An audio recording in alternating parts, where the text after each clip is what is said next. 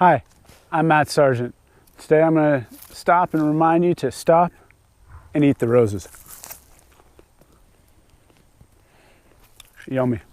Now I'm out here in our rose hedge today, and today we're going to talk about all things roses, using them in your permaculture design, using them in the household, why you should use them in the permaculture design, and how to propagate them.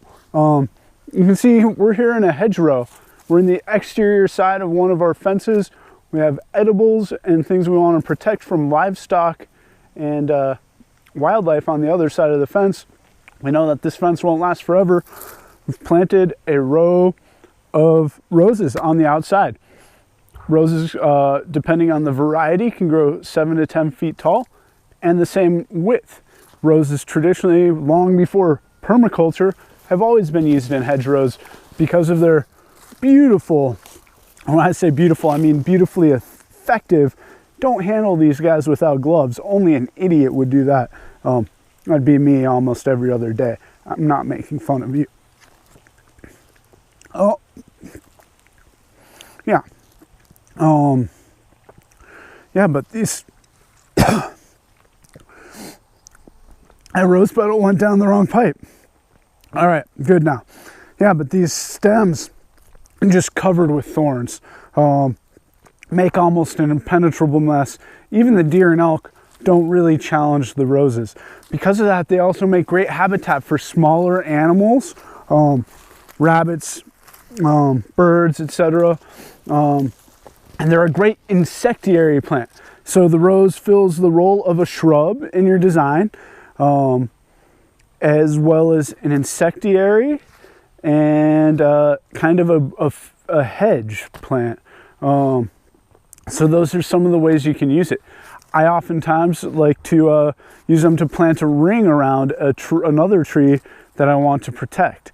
One thing to keep in mind, and when I'm talking about rose and its various uses and whatnot, I'm talking about non-hybrid roses, not your knockout rose. I'm talking about Rosa rugosa, Rosa canina, multiflora rose, a lot of the ones that are going to have these bigger hips and grow a little more unruly. Some of the ones that a lot of people think are weeds. Sadly, where I was farming last in Kentucky, a lot of farmers were going to great efforts to get rid of the multiflora rose in their pastures. But, you know, to each their own.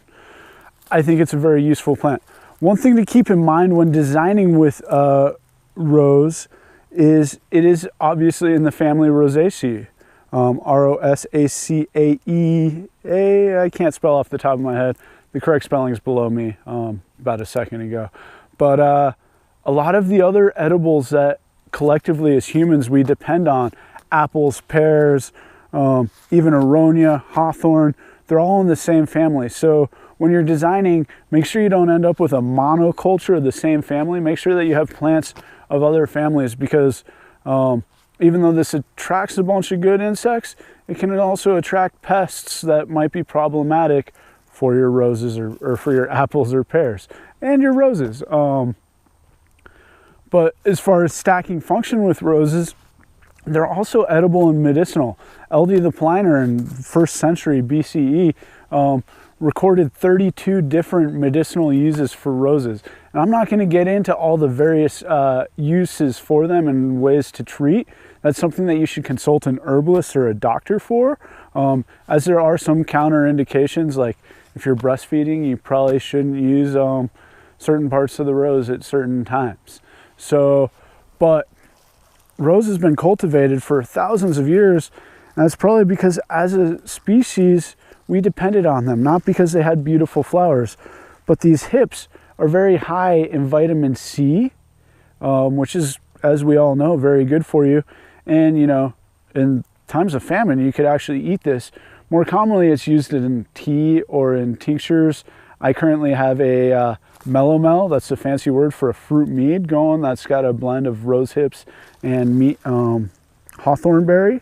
But so as far as using it, you can use the hips, you can eat the flowers, you can actually make teas with the leaves. The root is got medicinal properties, so the whole plant can be used medicinally. But as far as how to use it, consult a herbalist, please.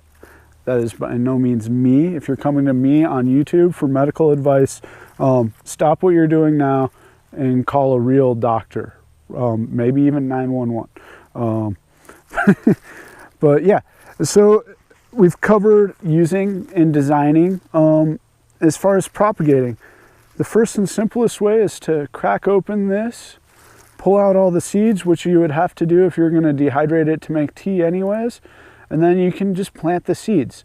The seed does need to be cold stratified in order to successfully germinate, so I could just drop all these seeds right now on the ground, and some of them will probably germinate next spring, assuming they don't get eaten.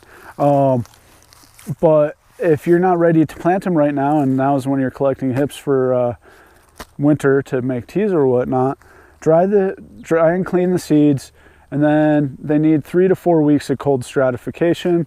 So 3 to 4 weeks before you're going to plant them, put them in a moist paper towel or some white peat moss in a Ziploc baggie in the fridge. 3 to 4 weeks later, pull them out and plant. Another very easy way to cold stratify them will be covered in a future video, but you can get a plastic milk jug, something like that, cut the top off, fill it with a starting soil, put your seeds on, leave it out all winter with the top on it. It'll get nice and cold, it'll cold stratify like nature, and then when things warm up, the seeds will germinate, and you've got yourself some new roses. Other ways to propagate rose are hardwood cuttings. You can cut them, stick them directly in the ground. That's how Grandma used to do it, put a mason jar over the top. Or you can do a more conventional hardwood cutting, scarify it, and then make sure you keep it in moist soil, out of direct sunlight. And then another way to propagate roses is layering, and we're gonna have to set up the camera with a different angle to show you that, so I'll see you in a second. All right, so as far as layering, there's 2 ways to do it. You can basically take a branch, set it down on the ground, scarify it right where it's gonna be in contact with the soil, and then you would bury this part. It'll root and come up, and you can actually see right here, this happened naturally. You can see the branch here is coming to here, but we have a plant coming up here. So that's layering.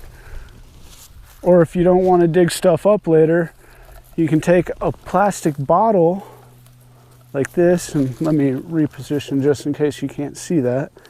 You can take a plastic bottle, cut a slit in it lengthwise, drill out a hole, put it in here, and then you would fill this whole thing with soil after scarifying right here. And the nice thing about this is you'll actually see the roots in the bottle. So that's layering. All right, so we've covered propagation, using them in design.